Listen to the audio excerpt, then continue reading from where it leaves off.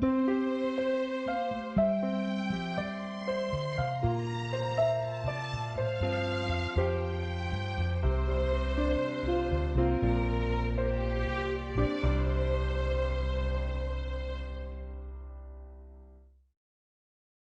amigos, de nuevo estamos acá participando de esta escuela bíblica, la Biblia habla.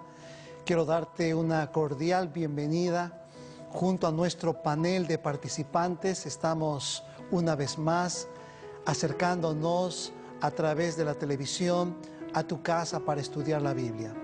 El tema de hoy, la iglesia cristiana y su fundamento. La iglesia cristiana y su fundamento. ¿Qué dice la palabra de Dios acerca de su iglesia en la Biblia? Juntos vamos a estudiar este hermoso tema. Pedimos que nos escribas o tú puedas tener, si tienes el deseo de bajar nuestro estudio, puedes entrar a nuestro correo electrónico o a nuestro sitio web que en algunos momentos va a aparecer en el monitor de tu pantalla. En esta oportunidad vamos a orar al Señor. Voy a invitar a nuestro amigo Joao que nos dirige en la oración. Oremos. Padre nuestro que está en el cielo, nosotros te agradecemos mucho por la oportunidad que nosotros tenemos de estudiar la palabra de Dios. Esté con nosotros y también con las personas que están viendo estos estudios. Te agradecemos en nombre de Jesús. Amén. Amén. Muy bien. Me llamó la atención un artículo donde de manera fría, pero también tiene un mensaje, dice lo siguiente: ¿cómo salvar tu vida? Eran varios letreros, comenta esta ilustración. No te subas a los automóviles, ellos son causa del 20% de los accidentes fatales. Así decía un cartel. Había otro cartel que decía, no te quedes en casa. El 17% de todos los accidentes ocurren en casa. Interesante estadística. Pero también había algo que decía, no te vayas caminando por las calles o banquetas. 14% de todos los accidentes suceden a los peatones. ¿Será verdad esto? ¿Qué piensan ustedes? No te vayas de viaje en avión o en tren o por mar. El 16% de todos los accidentes suceden de esta manera, ¿no? Así que viajar en tren, en avión, en barco. Pero sí ve a la iglesia, decía ese comentario, esos letreros. Solo el 0.01% de todas las muertes ocurren durante un servicio de adoración en la iglesia y estos están relacionados a desórdenes físicos previos. Fuera de ahí, el lugar más seguro es en la iglesia. Ve a la iglesia, podrías salvar tu vida. ¿Qué piensan ustedes acerca de este pensamiento? ¿Tiene valor la iglesia? ¿El Señor Jesús dio importancia a la iglesia? Y cuando hablo de iglesia, no solamente hablo de aspecto físico, hablo de la congregación, porque iglesia significa personas, adoradores. Una palabra muy importante. Vamos a ver a través de la Biblia, mis amigos, algunos textos muy importantes y una de las preguntas, ¿quién fundó la iglesia cristiana? Voy a comenzar con Cintia. ¿Quién es el fundador de la iglesia cristiana? Bueno, segundo lo que dice Mateo 16, 18, también te digo que tú eres Pedro y sobre esta roca edificaré mi iglesia. Las puertas de la muerte no prevalecerán contra ella. Muy bien. Según este pensamiento, ¿quién está hablando acá? Jesucristo. Jesucristo. Y él está diciendo a Pedro, Pedro, sobre esta roca voy a fundar mi iglesia. ¿Y esa roca quién es? Jesucristo. Entonces, ¿quién es el fundador de la iglesia cristiana? Jesucristo. De paso, apreciados estudiantes, la palabra Pedro significa pedregullo. Cristo es la roca fundamental y hay muchos textos en la Biblia que en algún momento vamos a comentar que hacen referencia a ello. Muy bien. ¿Sobre quién está fundada la iglesia? Noten ahora ustedes este texto sorprendente, Joao. En el libro de Efesios 2:20 existe un texto y en 1 Corintios también. ¿Cuál es el texto que tú tienes? En Efesios 2:20 ¿Puedes leer? dice, edificado sobre el cimiento de los apóstoles y profetas, siendo Jesucristo mismo la piedra angular. Muy bien. ¿Quién es la piedra angular? Jesucristo.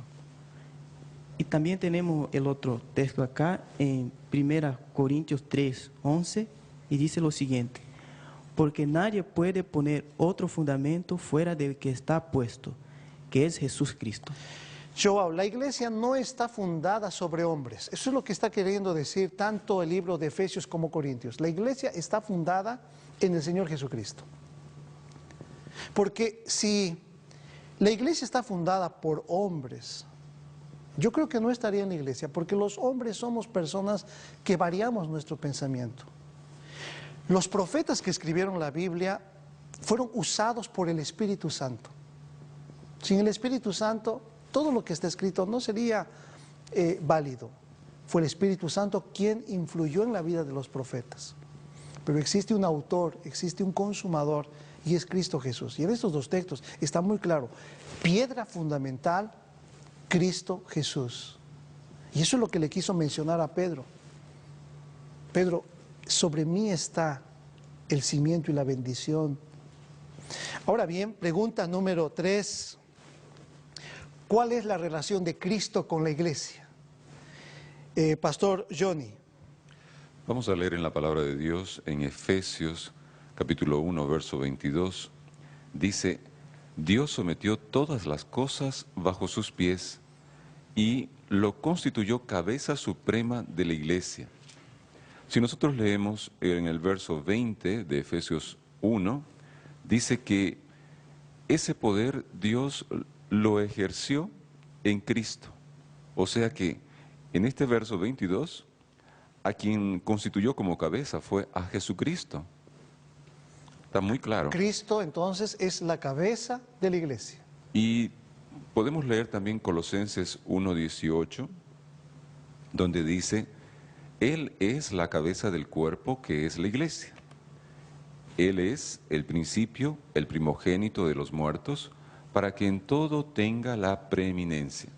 Aquí quedó más claro, ¿verdad, pastor? Ahora, volvemos a Efesios capítulo 5, verso 25, que hace una comparación muy bonita. Dice, maridos, amad a vuestras mujeres, así como Cristo amó a la iglesia y se entregó a sí mismo. Qué importante, ¿verdad, pastor? Jesucristo no solamente es la base donde se construye la fe, la doctrina, donde se construye la iglesia, sino que también es la cabeza y es el esposo de esa iglesia para conducir, para amar, para guiar. Mendelson, una pregunta. ¿Hace cuántos años conociste al Señor y aceptaste la iglesia de Dios? ¿Cómo fue esa experiencia en tu vida? Yo tuve el privilegio de conocer a Jesús desde mi niñez, pero a los 10 años, al estudiar la palabra de Dios, al conocer la palabra por yo mismo, yo me entregué la vida a Jesús y hoy soy muy contento de participar del cuerpo de la iglesia de Jesús. Mendelson, tú estás estudiando teología. ¿Cómo es esa experiencia que tú tienes con el Señor desde ese ángulo del estudio de la palabra de Dios? ¿Qué te llama la atención del estudio de la teología? Yo siempre me ha gustado estudiar la Biblia. Yo puedo ver la verdad que se encuentra en ella y yo me apasiono por ella. Yo veo un Jesús que me ama, un Jesús que quiere salvarme, que quiere me dar todo lo que por mí mismo no puedo tener, por yo mismo, ¿no? Yo estoy apasionado por Jesús, por eso quiero aprender más de la Biblia, de sus verdades y predicarlo al mundo. Gracias. Qué importante el hecho de comprender y entender al Señor a través de su iglesia, mis amigos. Hay otra pregunta: ¿quiénes son los dirigentes espirituales de la iglesia? Si bien existe una cabeza, pero existen también dirigentes, Ángela. Sí, existen dirigentes y podemos leer en el primer verso que cita aquí, Efesios 4, 11 y 12. Tenemos, Él mismo dio a unos el ser apóstoles, a otros profetas, a otros evangelistas y a otros pastores y maestros, a fin de perfeccionar a los santos para desempeñar su ministerio para la edificación del cuerpo de Cristo. Muy bien, acá entonces en ese pensamiento de Efesios. Sí, tenemos pastores, evangelistas. Muy bien, el Señor entonces constituyó diferentes personas para participar de las actividades en favor de la iglesia, ancianos, líderes, y a través de dones espirituales, porque muchos de nuestros líderes de la iglesia tienen cualidades para poder servir. Juan. También en Hechos capítulo 14, versículo 23, nos enseña la Biblia, Pablo y Bernabé nombraron ancianos en cada iglesia y habiendo orado con ayuno, los encomendaron al Señor en quien habían creído. Muy bien, aquí se menciona a quiénes, los ancianos. Ancianos. Que son líderes espirituales que también coordinan las actividades de la iglesia según la palabra de Dios. ¿Hay algún grupo de personas más? Sí, en 1 Timoteo 3, 8 a 9 dice, los diáconos también deben ser respetables, sin doblez, que mantengan el ministerio de la fe con limpia conciencia.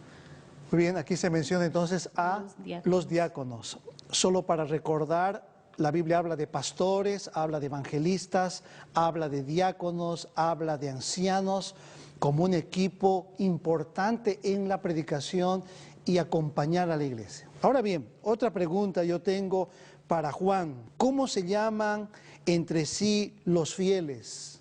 Aquí entramos todos, pero vosotros no querráis que os llamen rabí, porque uno es nuestro maestro y todos sois hermanos. Muy bien, o sea que no hay que sentirse incómodo cuando te dicen, hola hermano, ¿no? Cuando te dicen hermano, ¿cómo te sientes en la iglesia, no? Porque en la calle muchas veces que alguien te diga hermano, tú te sientes extraño. Yo no soy tu hermano, yo tengo mi hermano, mi hermana. Entonces, en la iglesia, mis amigos, cuando usted entra, le van a decir, hola hermano, ¿cómo estás? Porque es una palabra que salió del léxico del Señor Jesucristo. Hermandad es sinónimo de confraternización. ¿Está correcto? Muy bien. Pregunta número 6, ¿cómo debe gobernarse la iglesia? ¿Hay algunos principios importantes, Sonia? En Hechos 6, versículo 2 nos dice, entonces los 12 convocaron a la multitud de los discípulos y dijeron, no es justo que nosotros dejemos la palabra de Dios para servir a las mesas. Y los versículos que siguen a continuación nos están diciendo que se buscaron otras personas para hacer estas actividades. O sea, en la iglesia tenemos muchas actividades para hacer. Y no es que una sola persona o un grupo selecto tenga que ser los que realicen todo, sino que toda la congregación, toda la hermandad tiene una parte para hacer en la iglesia, todo de acuerdo a las enseñanzas de la Biblia, pero todo debe ser, las decisiones que se tomen, todo debe ser en el conjunto de la iglesia. Siempre, claro, teniendo en cuenta que se ajuste a lo que la Biblia dice, ¿verdad? Muy bien, muchas gracias. Entonces, las decisiones, como mencionaste, se deben tomar por el conjunto de la iglesia, orientada por sus dirigentes, delegándose actividades, participando. En mi ministerio, pocas veces he encontrado hermanos que me dicen así, Pastor Rivero, me he bautizado, soy nuevo en la iglesia, ¿qué quiere que yo haga hoy? ¿Qué puedo hacer por la iglesia? Siempre nosotros esperamos que nos busquen y nos digan, pero pocas veces he escuchado personas que, y ahora que estoy en la iglesia, ¿qué puedo hacer por el Señor? Porque en la iglesia se puede hacer mucho por el Señor. Muy bien, pregunta número 7. ¿Cuáles son algunas de las ceremonias y ritos de la iglesia? Si podemos mencionar, hay muchos textos que ustedes, nuestros amigos, pueden encontrar en su hoja de estudio, pero brevemente me gustaría con el grupo responder, leer quizás una porción de la Biblia para mencionar algunos de los ritos importantes que enseña la iglesia.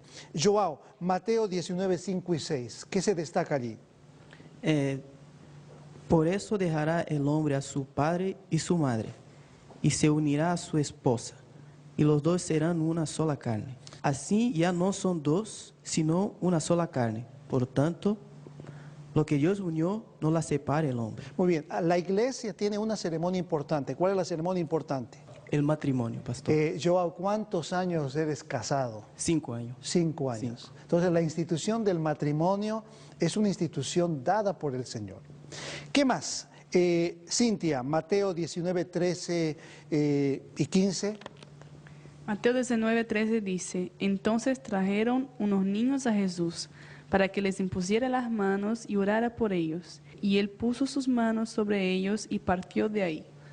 ¿Qué ceremonia es importante en la iglesia? La bendición de los niños. La bendición, la dedicación de los niños. Según la palabra de Dios, a un niño no se lo bautiza.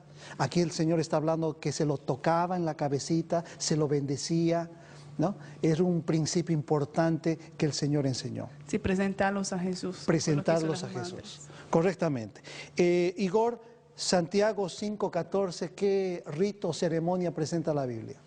Ahí dice que está algún enfermo entre vosotros, llámalo a los ancianos de la iglesia y oren por él, ungiéndolo con aceite en el nombre del Señor Jesús. Muy bien, cuando alguien está enfermo, ¿qué tiene que solicitar esta persona que está enferma? Ungimiento. El ungimiento es otra ceremonia importante de reconciliación del enfermo con Dios. Juan, ¿algún otro rito o ceremonia? Sí, pastor. Hechos 6, versículo 6. A estos presentaron ante los apóstoles, quienes orando les impusieron las manos. Entonces, el rito de la imposición de manos. Especialmente la palabra de Dios afirma a los ancianos y diáconos que eran impuestos para apartarlos para el trabajo de la iglesia. Exactamente. Los pastores también, sin duda, están en ello. Ángela, ¿algún otro rito, ceremonia importante? Sí, hay un rito muy importante y especial en la Biblia que nosotros seguimos, que está en Juan 13. Si después todos pueden leer ese capítulo, está hablando de que cuando Cristo lava los pies de los discípulos y nos deja ese ejemplo, ¿no, pastor? De que nosotros también debemos seguir. Él dice aquí, vosotros me llamáis maestro y señor, y decís bien porque lo soy.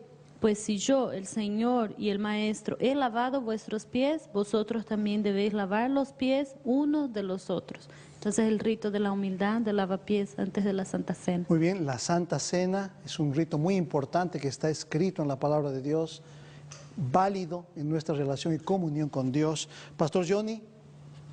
En 1 Corintios, capítulo 11, los versos 23 al 26, hablan explícitamente de la ceremonia de la Santa Cena, que en algunos lugares es llamado de Eucaristía, ¿cierto? Y Jesucristo aquí dice, tomad, comed, esto es mi cuerpo, que por vosotros es partido, haced esto en memoria de mí. Luego el verso 25 dice, después de haber cenado, tomó la copa y dijo, esta copa es el nuevo pacto en mi sangre. Cada vez que bebáis, bebedla en memoria de mí. Está dándole el sentido a lo que ahora sería la Santa Cena. En aquel momento, para todos, era aquella cena pascual, ¿no? Pero en ese momento, para él, es como quien dice una renovación del pacto con el hombre. Y ese sentido es del rito de la Santa Cena. Muy bien, voy a pedir a Mendelson que lea Hechos 2:41 y mientras busca, tan solo un comentario. La Cena del Señor, como ha mencionado Ángela y Pastor, está dividido en dos partes. El lavamiento de los pies, que es el rito de la humildad, y luego participar del pan sin fermento y del vino sin fermento, que representa la sangre y su cuerpo, que son ceremonias importantes bíblicas que hoy practica la iglesia. Pero hay una ceremonia importante que es mencionada en Hechos 2:41. Sí, pastor, una ceremonia muy importante que dice así, así los que recibieron su palabra fueron bautizados y se les unieron en este día como 3,000 personas. El bautismo, está hablando del bautismo a las personas que se unen a la iglesia. por este rito, ¿no? Muy bien, qué importante, estamos aprendiendo, seguramente ustedes están acrecentando su conocimiento en la Biblia. Y vamos a las últimas preguntas. ¿Qué relación tiene la iglesia con la verdad, Igor? Bueno, pastor, aquí dice en 1 Timoteo 3:15 que dice así: y si tardo, para que sepas cómo conducirte en la casa de Dios, que es la iglesia del Dios vivo, columna y baluarte de la verdad. Entonces, la iglesia mantiene perfecta unidad Sí. en sus doctrinas, en sus enseñanzas, no por hombres, sino porque el Señor así lo mostró. Muy bien, y ahora, Mendelson, ¿cuál es la misión de la iglesia en este tiempo? Sí, pastor, cuando Jesús estuvo acá, Él dejó una misión para la iglesia y está en San Mateo 28, versos 19 y 20, que dice así: por tanto, id a todas las naciones, a ser discípulos, bautizándolos en el nombre del Padre, del Hijo y del Espíritu Santo, y enseñadles a obedecer todo lo que os he mandado. Y yo estoy con vosotros todos los días hasta el fin del mundo.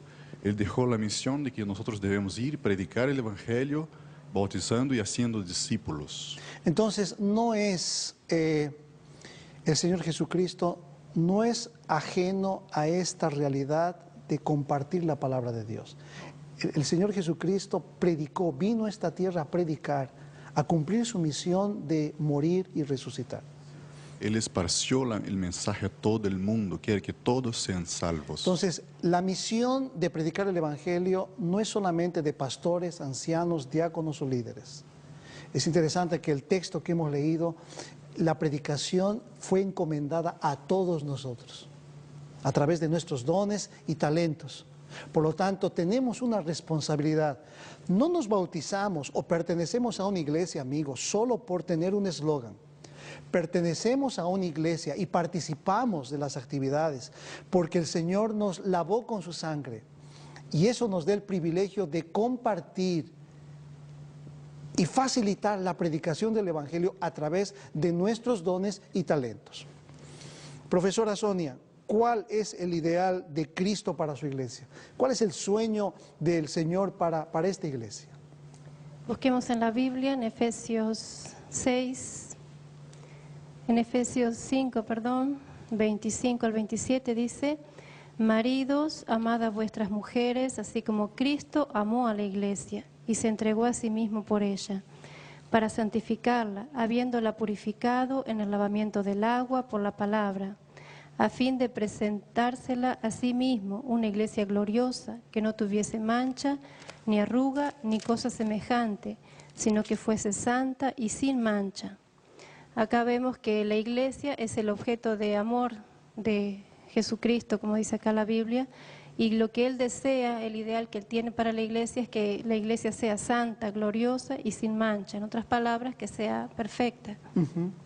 Un pastor mencionaba en una oportunidad que la palabra perfección también es sinónimo de madurez. Cada día estamos creciendo, así como un bebito va madurando, estamos creciendo y madurando en la iglesia, aprendiendo, entendiendo. Nunca nos debemos cansar de aprender en la iglesia o aburrirnos.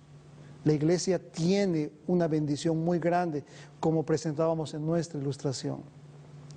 Yo conocí a un muchacho hippie, esos muchachos con pelos largos, ropa oscura, que asistía a la iglesia. Siempre venía con la camisa así abierta, una persona muy arrogante, muy orgullosa. Pero un día conoció la iglesia, se hizo de amigos, su vida cambió, se convirtió en un diácono de la iglesia. Dios transforma la vida de las personas. Hay un pensamiento que me gustaría leer en este momento, una cita importante al concluir nuestra lección. Aunque existen, y noten ustedes este pensamiento, mis amigos, aunque existen males en la iglesia y los habrá hasta el fin del mundo, Jesús es perfecto. Nosotros somos débiles criaturas. Hay imperfección. Vamos a encontrar muchos defectos en la iglesia. Pero noten lo que dice esta cita. Aunque existen males en la iglesia y los habrá hasta el fin del mundo, Esta ha de ser luz en todos los postreros días para un mundo contaminado y corrompido por el pecado. La iglesia debilitada y deficiente que necesita ser, ¿qué dice? Reprendida, amonestada y aconsejada, es el único objeto de esta tierra a la cual Cristo concede su consideración suprema.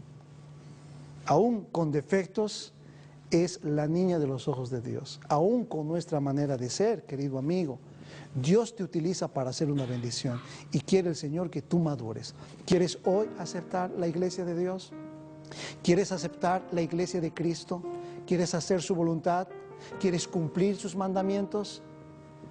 Seguramente has tomado una decisión y nosotros también acá hemos tomado una decisión de seguir luchando por pertenecer y mantenernos firmes en esta iglesia. Por eso quiero invitarte a orar y agradecer a Dios por este momento. Señor, muchas gracias porque tú eres el fundamento. Eres aquella gran piedra en la cual están cimentados principios, doctrinas, ritos, ceremonias, que son para nuestro bien, no para nuestro aburrimiento. Que al haber estudiado tu palabra hayamos podido ver cuál es el sueño que tú tienes para cada uno de nosotros. Bendice a cada amigo televidente. Bendícenos, Señor, nombre por nombre. Oramos en el nombre de Jesús. Amén. Muchas gracias por su participación y nos encontramos en el próximo programa de La Biblia Habla.